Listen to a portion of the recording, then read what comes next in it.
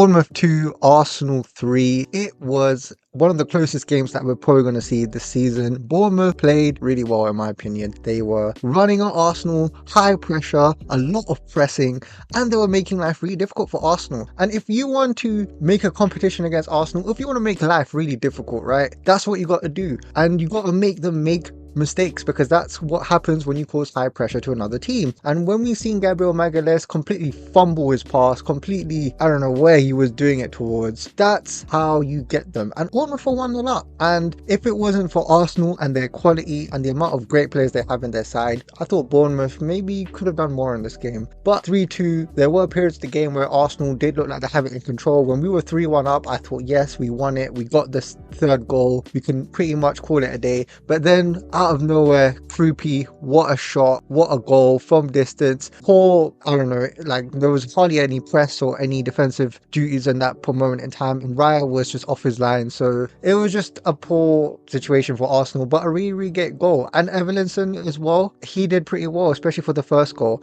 If we look at this game, right, and look at it from the statistical point of view, I can't remember the last time where Arsenal had less shots compared to the opposition. It's been a very long time, especially in the Premier League. 14 shots from Bournemouth, 11 shots to Arsenal. That tells you that Bournemouth were really giving it to Arsenal, especially from taking shots. However, in the other statistics, Arsenal had 58% possession, better passing accuracy, and more shots on target. However, I will say with Arsenal's passing, it wasn't the best in the world. Very, very wayward. Gabriel Magalhaes especially, that was really bad. I thought that Odegaard, some of his through balls weren't really going through. I thought, especially with Zubimendi, he tried to keep things a little bit ticking, but it wasn't the greatest of games.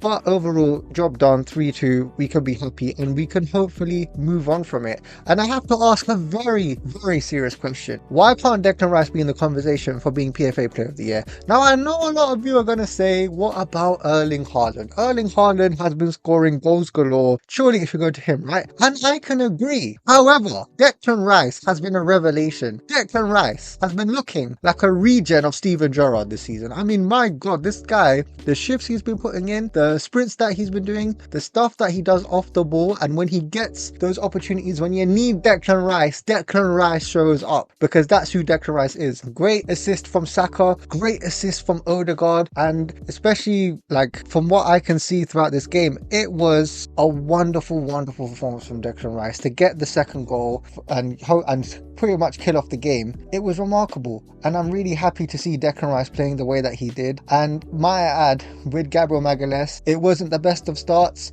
We are going to get games where our centre-backs aren't going to look invincible. Sometimes they make a mistake here and there. Sunderland was one game, this will be another game. But the way Gabriel Magalhaes was able to get his head up and get the goal back, especially with his feet, is a great thing to see. And that's what I want that's what I want from our players. Guys that fight and never give up. And that's what he did. He got the goal back within like 5 to 10 minutes later, and he made up for the mistake that he did. And that's why I really love Gabriel Magalhaes, because you can tell this guy's a fighter. Anyhow, if we look at the rest of this game, I thought that Madueke, he was getting past his players, and I think he might have been there for the first assist or something like that. However, he should have been able to score today. I think in that 20-minute spell at the start of the game, he should have done more. The way he kicked that ball into Rosette, I mean, come on, man, you got to be doing much better there. And I think that's one of the things in this game that he needs to tweak, because if he can work on his finishing just a bit more, then he can be elite. He can just go to the next level. But from what I can see, he did have their left back on toast. But on the other side, if I were to talk about Martinelli, you got to give credit to Jimenez. Martinelli was in his pocket. I mean, Martinelli was finding it extremely difficult. He was barely able to get past him. He was barely able to get a cross in. I didn't even see him at the end of chances. Jimenez had him on toast, and I'll have to be extremely honest with that. And if I were to talk about Gyökeres, right, it's another game without a goal. Arteta has been speaking glowingly of him. He does a lot of the dirty work, the Havertz work, let's say, off the ball,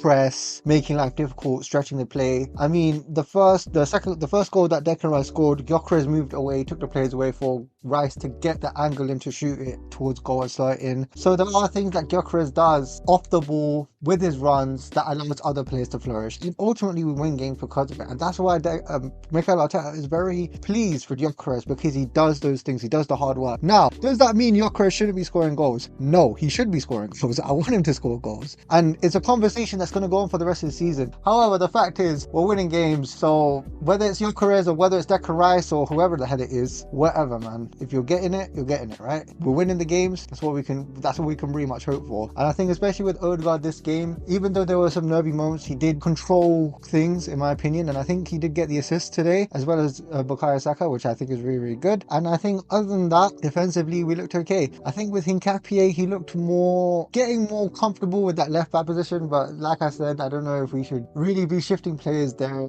like that. I mean, it is the transfer window. I'm not sure if Arsenal think he was that good, honestly. He was trying to do half turns in his own half and he was barely able to do anything with the ball. Not the best of cameos, but it is what it is. We can move on. And then when Marino came on, especially for Odegaard, I could tell that was that Brexit midfield, man. Like, we were just looking to defend for our lives and then call it a day. And it is what it is. What can you do? I am a bit worried about the fact that Eze has now missed 4 games in a row without seeing a minute on the pitch. It is a little bit concerning. I understand that he's been given a rest. I know Arteta has talked about it and he said that Eze has played a lot of games this season and a lot of minutes, which is true because Odegaard's been injured for a long period of time and Eze has pretty much been there nearly every game. So it is strange not to see him play even a few minutes in any of these games. However, Eze does remain an integral part of this squad. He is an important player regardless, and I do expect to see him, especially either against Liverpool or United or Chelsea or any of these teams, because we're going to need him, because we need to rotate in this game. Especially looking at the starting lineup, Saka and Trossard were dropped for both Madueke and Martinelli, which was a good call because we need to rotate wherever we can. We can't play our strongest 11 every game. We need to rely on our depth and our squad and move forward with that. In my opinion, I think that maybe we could have played Ben White. I thought Ben White was put on a good run, then he got injured and he was out for a couple of weeks, but I think him coming back, I don't think you can lose that much of your sharpness, even though if you did get injured. But I don't know, that's just me. But we need to start rotating the squads a bit more, and I was hoping to see maybe like a Norgard or something like that come on this game, but it was quite nervy towards the end. However, great stuff. We move on. Liverpool next week. Declan Rice put on his best Steven Gerrard impression, in my opinion, especially when he kissed the camera. I mean, everyone remembered that Steven Gerrard celebration he did years ago, so maybe because he scored the brace, who knows, maybe that's why I just decided to do it. Anyhow, great performance, and we move on. And now, please like and subscribe. I hope to see you soon in the next video. Bye bye.